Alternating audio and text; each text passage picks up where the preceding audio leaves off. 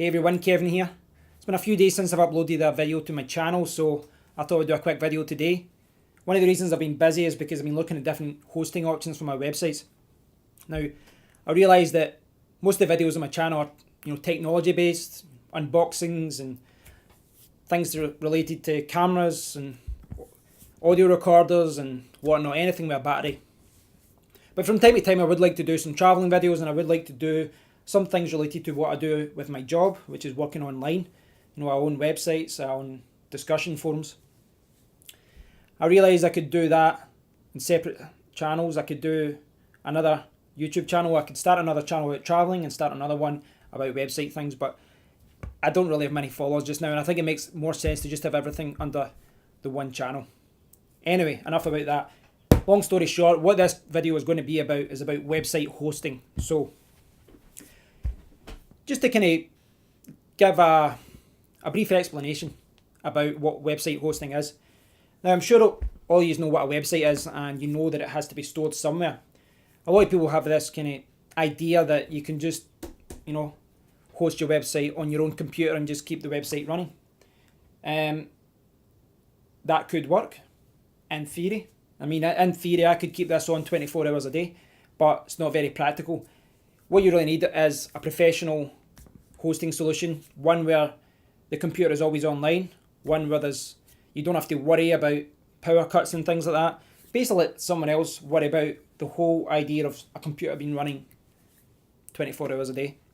So basically what people do is they host their websites on servers. Now imagine this as a server. Essentially what this would look like is a desktop computer that isn't hooked to a monitor.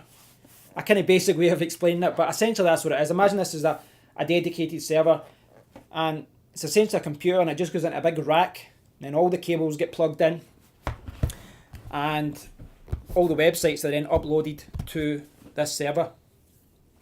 So there's many different types of hosting, but essentially you could break it down into three options. You've got a dedicated server, which means that you have full control over the whole server, and that probably costs a couple of $100. You can get cheap ones from $100 and they go up to a couple of hundreds or thousands of dollars, or even more than that. And then below that you have what's called a VPS, and essentially what happens with a VPS is a hosting company will rent, or they might own their own data center, but I would say most hosting companies, they rent from other hosting companies. So what they do is they rent a dedicated server like this, they rent a computer, and then they divide it up. So they essentially partition the dedicated server, and they give a little allocation to lots of different customers. Some people might only have 2 gigs, some might have 4 gigabyte. You'll get an allocation of storage, of RAM, of CPU time. And the very, very lowest form is shared hosting. Shared hosting is probably the most common one because there's so many people that use it.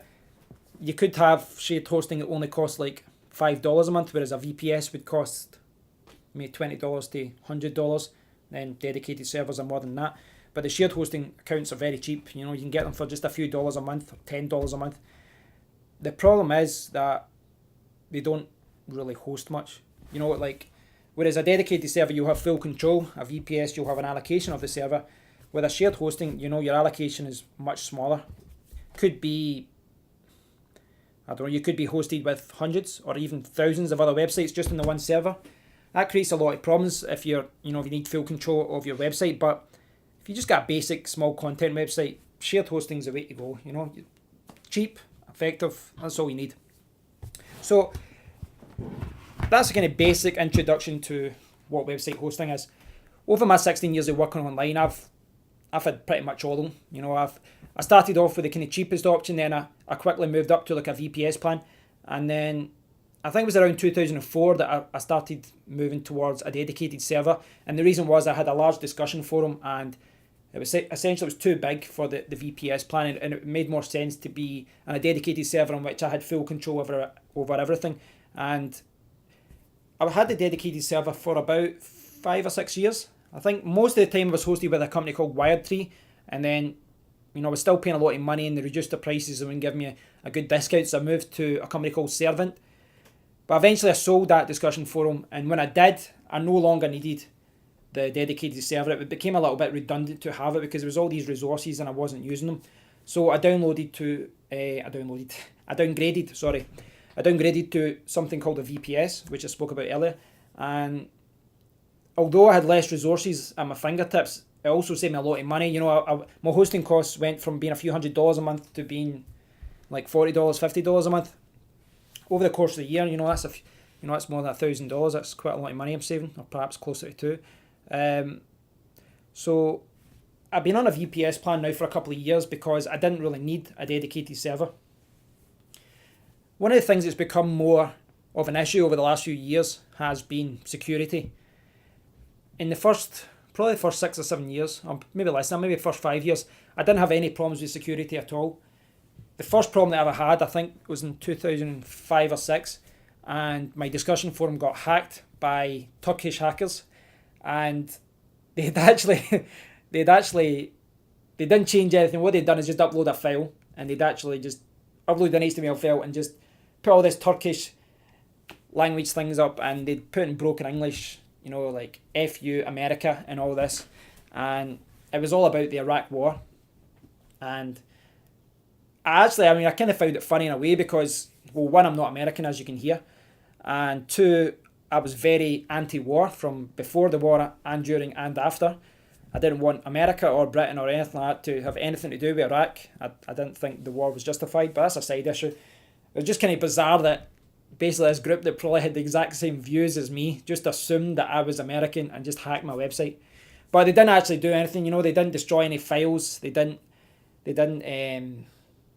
cause any havoc. They didn't install any viruses. It was really just they must have found a little security hole in the forum software and just uploaded the file. Last year, I had a problem though, more of a serious problem, and it was about WordPress. Now, WordPress is attacked quite a lot. WordPress is the most popular platform in the world. It's the most popular content management system. It's got a crazy statistic. It's something like 20 or 30% of the web, it's going up every year, but say between 20% and a third of the web is powered by WordPress websites, which is insane when you consider the amount of platforms out there and the amount of content management systems and blogging platforms that are out there. The problem of being so popular means that that hackers can actually find loopholes easier. For example, if you've got a script and you find that it's got a security hole, now if that script is a couple of years old, that most people would have updated, but just by sheer numbers, the number of people who use WordPress, even if you've got a version of WordPress that's 3 years old and you find a security hole, you could still exploit millions or thousands of websites or whatever because so many people have it installed. And I've always been pretty good in that regard as far as keeping my websites up to date. I keep the software up to date, I keep the plugins up to date, and it's not something I've ever really worried about because I've always had security plugins, I've always had antivirus plugins, I've always put in a lot of measures to make sure that things couldn't go wrong, and that goes for backups as well. I'm kind of ridiculous with backups really when you think about it. I have my main website stored on the server, and then I have in the same hosting company I have the backup to the second drive. I have my websites backed up.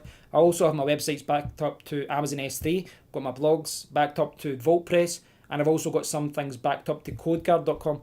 So if anything ever goes wrong, I've got so many backups to look at. But what happened last year was they found an exploit in an old version of WordPress, and as I said, I always update to the latest version of WordPress. But what they had done is they had uploaded to a website that I don't actually update anymore. I'd used WordPress to build a small content website that was like 5 to 10 pages. I hadn't actually updated it in years. It didn't make me any money. It only made me like $5 or $6 a year. It was a month, sorry. Say $50 to $60 a year, probably. I think when you think about it, probably about 50 to 70 at most, I would say. Didn't make me any money, so I don't spend any time updating it. So it just kind of get pushed to the background. I just kept it there. But because of that, I wasn't updating the WordPress website. I wasn't actively updating plugins and that because it was counterproductive to do, so it wasn't worth my time.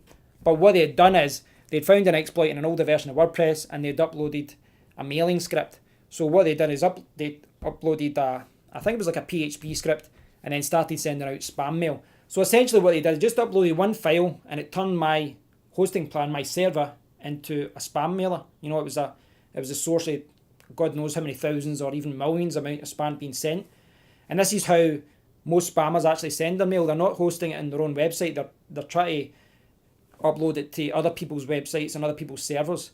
There was a crazy stat last year that was something like hundreds of thousands of emails, like spam emails, were being sent from refrigerators and like, you've got all these internet is being integrated into these all these home products like your heating and your refrigerator and your washing machine, and it was like all these spam emails were coming through refrigerators and freezers, which is just bonkers when you think about it.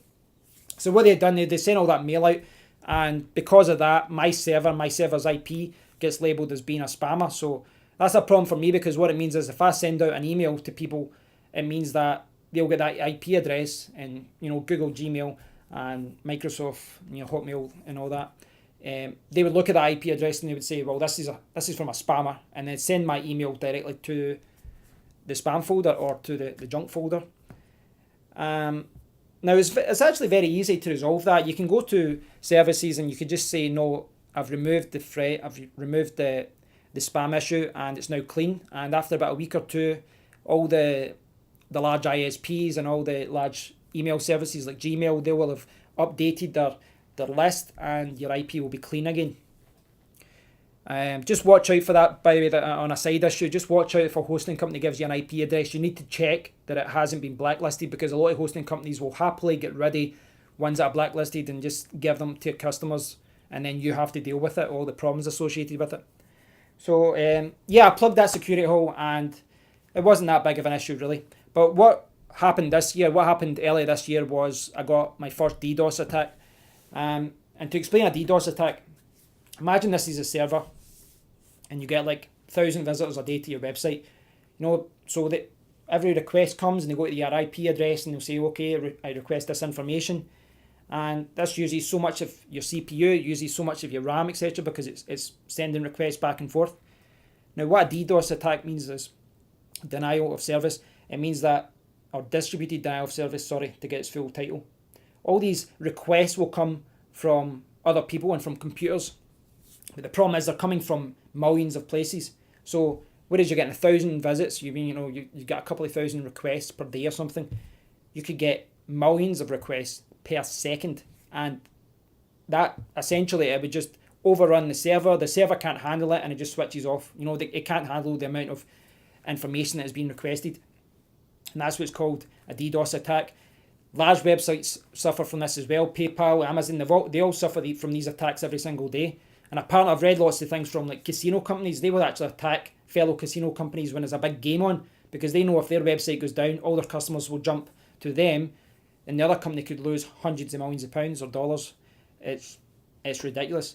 What's really frustrating about this is that a lot of the people that are doing this, they're not doing it for money. They're just doing it for, just petty vengeance. And I think that's what happened to me. I'm pretty sure I know who the guy was. I'm not going to say it publicly because he's got nothing to lose and I do, and I don't want to get caught in a tit for tat thing, but I think it was a guy who had bought advertising with an email list, and he ripped me off, just took my money and didn't provide what he sold. And he does this as his business, essentially, just goes about different forums, presents himself as legitimate, and then steals people's money. So what I did was I said, well, I've lost my money, but I put an article on my blog and I said, watch out for this guy, don't use him. And I told people to beware, and anyone searching for his name actually found my blog, and I saved a lot of people from actually using him, and I saved them a lot of money. So although I lost money, I was quite pleased that I stopped other people being ripped off. And so after I got a DDoS attack, he'd come onto my forum and said, ha ha ha, blah blah blah. And he had never been on the forum before, so it was clear that he had something to do with it. The thing is, I don't think he's a hacker, and I don't think either party who was responsible for it were good coders. The problem you have today is there's people in they're called script kiddies, because all they do is they just get an easy script that can be used for hacking. It's a cheap script, and they just upload it somewhere and they can attack websites, and they don't really know how to hack, but the software does it all for them. And I dropped by some forums to see about this, to kind of get a better understanding how it all works, and it's really scary. It's really scary what people are doing DDoS attacks for. I mean, I saw people and they were saying, "Can someone do a DDoS attack to this website for me? I'll give you $10. I'll give you $20." So they're doing it. They're disgruntled for some reason because maybe they were on a forum and and they get banned, or maybe they bought something and they weren't happy and the guy wouldn't take a refund, or whatever. They're unhappy for some reason and they want to get revenge for some reason. So they're asking for help for other people, but they've got no money and they don't know how to do it themselves. So they're hiring other people to do it, and they'll say, "Right, I'll design a logo for you. I'll give you money. I'll give you $20." Now they're paying $20, and that person will use their script to attack other websites, and it could cause millions of requests per second, and their websites will go down. The problem is that the people that are targeting, it's not like they're mega rich. They're not mega rich at all. So these people's websites are going down, and they're just like me, just a normal person trying to pay the bills, trying to get by, and their companies could be losing hundreds, thousands, tens of thousands, even millions of dollars per day, all because someone paid $10 or $20. It really is scary. I mean, and it's such a big problem with hosting. I don't know. I mean, I guess I can understand why people attack some governments, or attack PayPal or things like that, but I never understand DDoS attacking people who have got simple websites with no traffic, who have quite a lot to lose, especially when they've got bills to pay. It's really cowardly. That's the way I look at it. It's really a cowardly way of trying to do things, especially when someone hasn't done anything wrong. But obviously I'm better about that. So I had a DDoS attack earlier on the year. My websites were down for a few days. I was hosted with KnownHost. I was hosted with KnownHost for about 2 or 3 years there, and when the DDoS attack came in, they essentially just told me to get lost, and that was something I was very unhappy with, because there was other people who got attacked last year on the same VPS as me, and they'd got a DDoS attack, and I was always very understanding. I never got a refund or discounts or anything. I just said, no, I understand these things go on. And as soon as I got a DDoS attack, knownhost.com treated me as if I was a leper, as if I went out to try and do this myself. I didn't even know what was happening, and they were treating me as if I did it, and essentially told me to get lost. Eventually, the DDoS attack stopped, and a couple of weeks went by, and then it happened again. And again, they were just like, no, get lost. Now, this was after like 3 years of being a good customer. I never had a problem with paying or anything. I always come off my credit card. The thing is, it's hard to criticise KnownHost too much about it, because they're not an anti-DDoS host.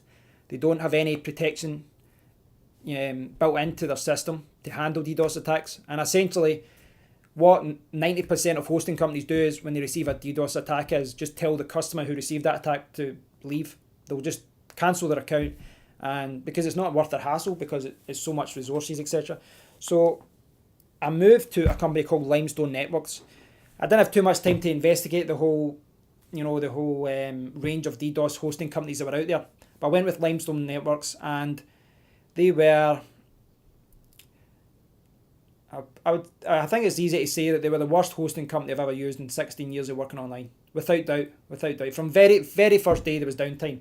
Never suffered any DDoS attacks, and I might never again in my life, but that wasn't the issue. There was so many problems from day one. The support was horrendous. They were telling me to set up things and then they would set it up, and then you would have like 3 tickets in a row, and this person didn't know what that person was doing, this person didn't know what that person was doing. My websites were down every few days, sometimes for several hours because I was sleeping. Sometimes it was my SQL errors. I say sometimes, 90% of the time it was my SQL errors. There was all these times that my websites went offline. I'm like, what's going on? My websites went off several hours. And I went, oh, we had routine maintenance. Like, routine maintenance and your websites are down several hours. Absolutely ridiculous. I mean, it's mind-boggling how bad a company they were. And it's mind-boggling that I've read other people say that they're actually a good company to work with, because my experience with them from day one was they were terrible. So, as you know, I was in South America, so it was kind of hard. It was my first month of renewal was up when I was just about to go back. And it was like, I think the renewal actually occurred when I was flying. So when I came back, I'd paid for another month of hosting. But I was still trying to get off. But I thought, right, okay, I've paid for a month. I'll spend the next few weeks looking at my options. And that's what I did. I spent a lot of time looking at what options were available to me. And I kind of came to the conclusion, right, I'd rather just pay much more money for my hosting, just go with a company that's good. And what I've ended up doing is, today, I've sorted it all out. I went with a large hosting company called OVH, and they supply hosting to thousands of hosting companies around the world. They've got data centers in Europe, but I've chosen one that's in Canada.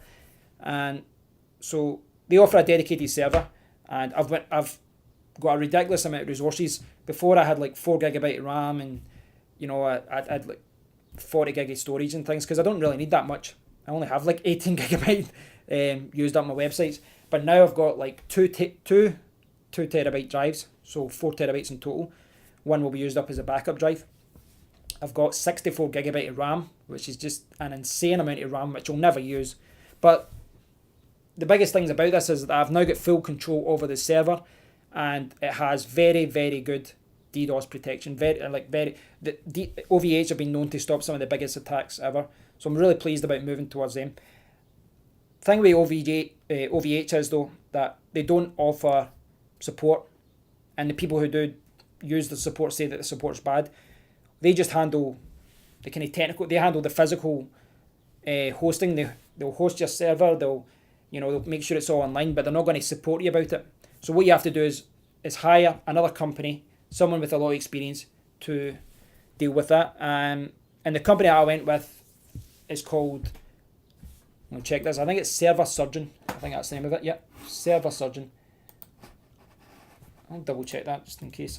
Yeah, serversurgeon.com. And for $65 per month, they will manage your server, and they will provide a couple of hours of support, which is all I need. So they're going to set up a new server, they're going to transfer all my websites, and then they're going to harden it, secure the server. And from now on, whenever I need support, I go to Server Surgeon, and they'll handle anything. And if there's anything really that needs to be changed on a kind of physical level, then they'll contact OVH on my behalf. So I won't really have many dealings with OVH, even though those are the people who are actually, that's the company that's actually physically hosting my websites and my server. So that's essentially what I've spent the last few days on. I've spent days and days just looking at reviews, and there's so many reviews online. Especially, I've been looking at webhostingtalk.com, which is the best place to look for reviews of hosting companies and hosting related services. And I'm hoping that the kind of bad experiences that I've had over the last 2 months with Limestone Networks, and before that with known hosts with the DDoS attacks, hope that's all at an end. My hosting costs have obviously increased quite a bit, because I've went from having my imaginary server here again, but I've went from having just this amount of a server, and now I've got all of it. And I'm not going to be using it, but the fact that I can now control all of the server again, like I did in the past, means that I should be able to implement different things that make my server more secure, faster. My hope is all my websites now are going to be loading quicker because of this. But at the very least, I'm hopefully not going to have any more downtime. And that was something that was really frustrating me over the last 2 months hosting with this company. So yeah, this was just a quick video. I say a quick video, it's probably about 10 minutes or so by now, but this was just a quick video to just explain what I've been doing the last few days, and just to talk about some of the problems that people in my position who own websites have to go through from time to time. Moving websites from one host to another is a real pain sometimes, it really is. I've only got about a dozen or so websites, but it's still frustrating. You need to spend so much time checking that everything has been transferred correctly. You need to, there's a DNS issue, so that, you've got your ISPs are pointing to your old server rather than your new server, so that you've got maybe like a day or so where people are up looking at the old database rather than the new one. Hopefully this isn't going to be an issue for me. I use the Cloudflare.com service, and hopefully that any DNS issues will be over, because you can change it on Cloudflare.com. But so that's the hosting problems I've had the last few days, and my hope now is that this is a server I'll be using for the future. Gives me a lot of room, gives me a lot of leeway. If my blogs get a traffic spike, it gives me a lot more bandwidth, gives me a lot more storage. It allows Rise forums to grow. My hope is that over the next year, Rise forums is going to get bigger and bigger. It's not going to use up a lot of resources, but I do want it to always be online. I want it to be a reliable forum. And that's what I've been dealing with, yeah, over the last few days. It's very, very repetitive, boring work investigating hosting, but it's something that you have to do if you work online. You need to ensure that your websites are online, or you're losing money. And if you're not losing money, you're losing time, because you're spending time emailing a hosting company, telling them to resolve it. Look, doing a lot of checks yourself, trying to find out what the problem is. So I hope you've enjoyed this video. If you've got any questions about hosting, please do leave a comment below and I'll do my best to answer them. But I do think in this instance it's probably better to ask a question at riseforums.com, because not only can I answer the question, but there's a lot of experienced members on riseforums.com who can answer the question as well. But if you do leave a comment below, I will do my best to answer, or at least point you in the right direction. If you've enjoyed the video, as always, please do consider liking or subscribing. And thanks for watching the video. This was just a quick video about hosting. I realise it's not what I normally talk about, but I hope you've enjoyed it anyway, and I hope you've liked this kind of relaxed style of just sitting talking. Normally I plan out my videos, but I quite like the idea of just, clicking record and just letting all the mad thoughts in my head rush out to the camera. Thanks for watching, guys. Till next time. Cheers.